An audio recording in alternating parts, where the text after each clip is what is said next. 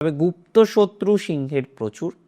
সিংহ রাশির যারা পলিটিক্সে আছেন তাদের কিন্তু যথেষ্ট পরিমাণে সচেতনতা মেনটেন করে আমার মনে হয় চলা উচিত।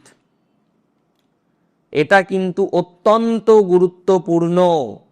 এটা মেনটেন করুন, এটা মেনটেন করতে হবে, যত রকমভাবে মেনটেন করা যায় এটা মেনটেন করুন। সিংহ রাশির জাতক জাতিকাদের ক্ষেত্রে আপনারা জানেন, আমি বারবারই বলবো ফাইন্যান্সিয়াল কোনো রিস্ক নেবেন না।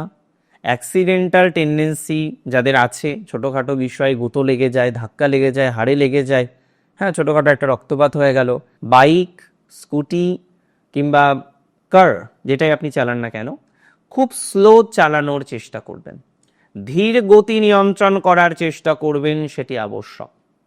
ধীর গতি নিয়ন্ত্রণ করুন, এটা আপনাকে ভালো ফলাফল দেবে।